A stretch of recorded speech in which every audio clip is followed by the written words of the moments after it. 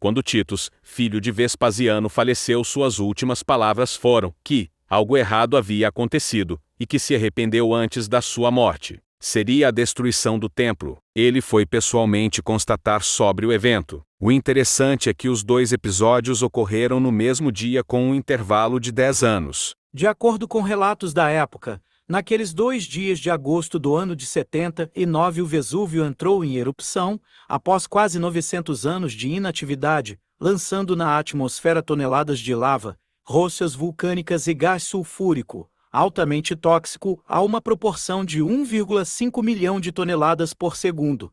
A tempestade de fogo atingiu as imediações de Pompeia, Herculano e Estábia.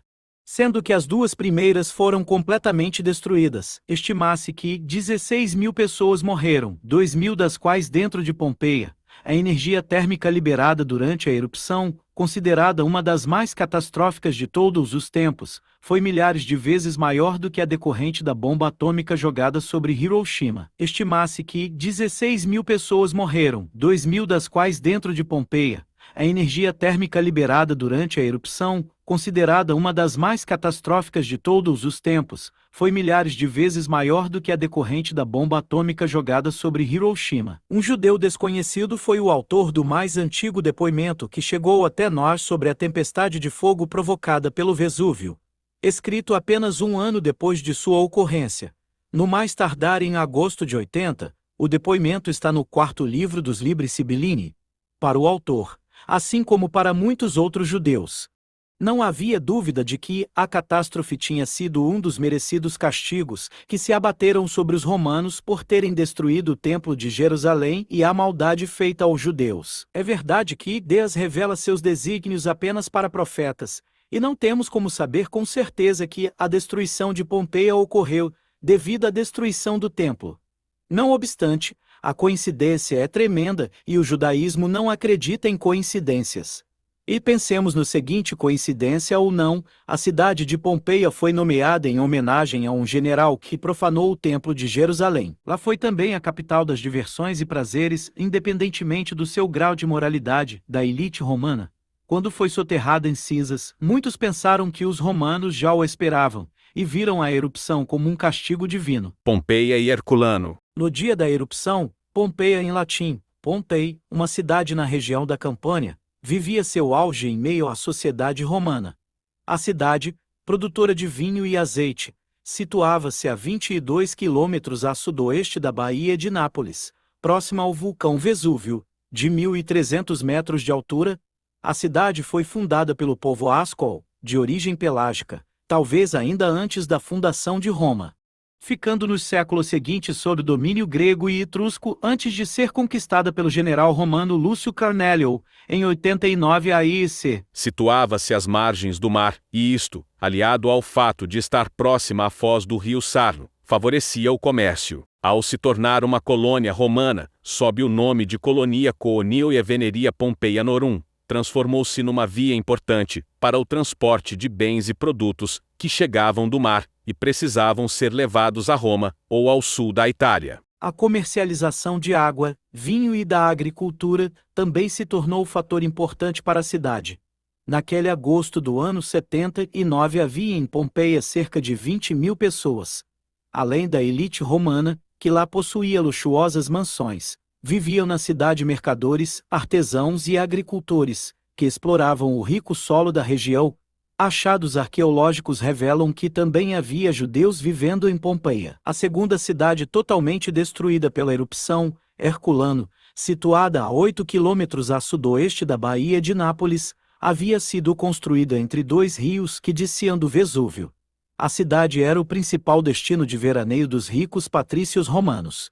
Também nessa cidade acredita-se que viviam judeus. Judeus em Pompeia. São raras as informações sobre quando os judeus se estabeleceram em solo italiano, e os vestígios dos que viviam no sul da Itália ainda estão envoltos na escuridão, especialmente no período antes da queda de Jerusalém, no ano de 70 e.C. Ainda mais escassas são as informações sobre os que habitavam em Pompeia.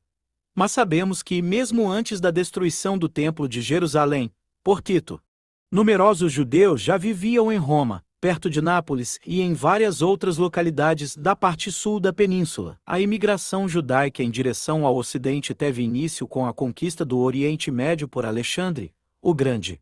Mas, num primeiro momento, poucos foram os judeus que se estabeleceram na Itália. Na época, Roma era ainda uma república oligárquica. Durante o último século da república, o número de judeus que vivia na Itália aumentou consideravelmente. Especialmente após o general Pompeu conquistar a Judeia em 61 a.C. e trazer em seu triunfal retorno a Roma centenas de prisioneiros. Com a conquista, por Roma, do mundo mediterrâneo e o estabelecimento do Império Romano, em 27 a.C., a cidade se tornara centro de todos os fluxos migratórios. A Roma imperial passou a oferecer aos estrangeiros múltiplas vantagens e garantias de liberdade religiosa. Assim, numerosos judeus se estabeleceram na Campônia, em outros locais do sul da Itália e foram chegando até Roma. Os judeus não demoraram em se organizar e, por mais distantes que estivessem, eles nunca esqueceram sua amada terra e a necessidade de ajudar os irmãos em desgraça. Quando, após a conquista de Jerusalém, em 70, as legiões romanas vitoriosas trouxeram de volta os prisioneiros. Muitos acabaram sendo libertados por seus donos, pois os judeus escravos acabavam sendo de pouca utilidade, por causa de sua intransigência feroz em observar o Shabat e as leis dietéticas.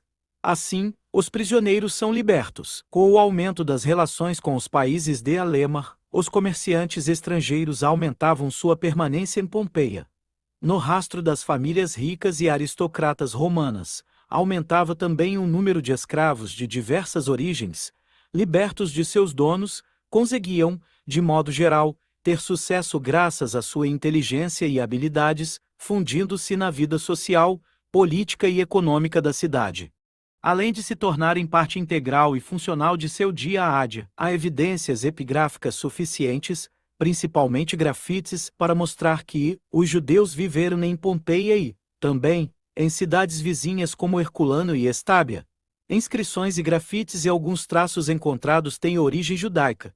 Historiadores e arqueólogos acreditam que a maioria dos judeus chegou a Pompeia, depois da vitória de Roma e a queda de Jerusalém.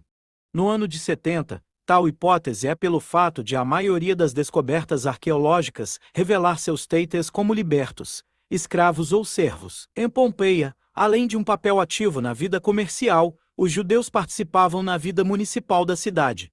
Arqueólogos têm encontrado vários nomes judeus em grafites, jarros de vinho e cartazes eleitorais.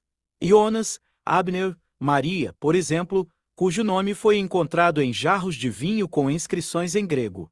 Ele teria uma situação econômica confortável. Outra descoberta epigráfica foi a figura de Fabius Eupor, rico comerciante de vinho, político e financista, cuja casa estava localizada na Via Consalari. Eupor era uma espécie de sinagoga, um príncipe da sinagoga da comunidade de Pompeia, seu nome, conclamando seus correligionários a votarem em determinado candidato. Uma das primeiras pinturas que descreve uma cena bíblica, o julgamento do rei Salomão, veio de Pompeia. No afresco, os personagens são pigmeus, umas caricaturas, daí os arqueólogos terem concluído que seu proprietário não era judeu e nutria sentimentos negativos em relação a nosso povo. Referencia da destruição de Pompeia pela ira divina. Em outra inscrição, encontrada na região 9, INSULA 211, casa 14, lê-se, em letras latinas, a palavra Sherem. Se, em hebraico, a palavra fosse escrita com a letra hebraica et, significava excomunhão ou destruição. A palavra pode ser interpretada como referência à destruição de Pompeia, como uma condenação divina da cidade pela destruição pela mão dos romanos de seu templo sagrado. Em Jerusalém, em uma casa, na região de Pompeia hoje designada como região 9, Ínsula 1, casa 26, uma testemunha que viu a ruína e a destruição da cidade, rabiscou na parede em caracteres latinos grandes as palavras Sodoma e Gomorra.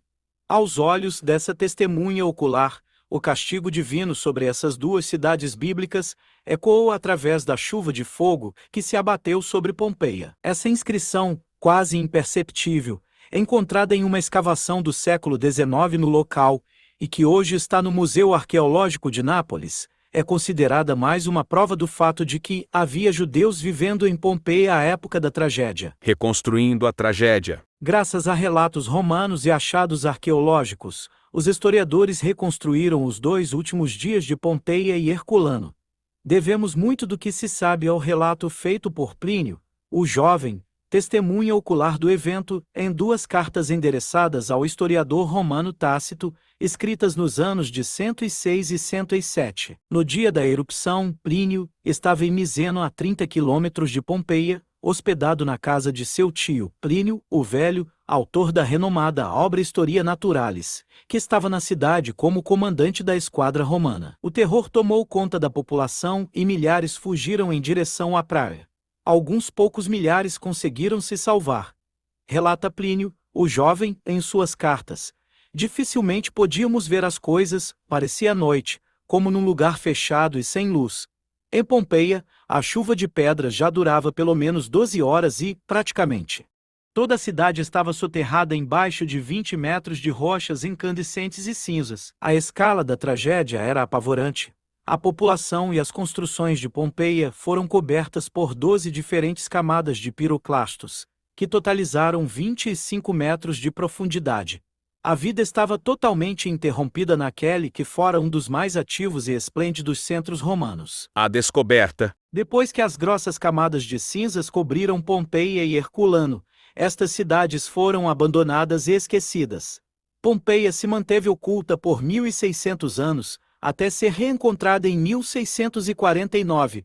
Cinzas e lama protegeram as construções e objetos dos efeitos do tempo, moldando também os corpos das vítimas, o que fez com que fossem encontradas do modo exato como foram atingidas pela erupção.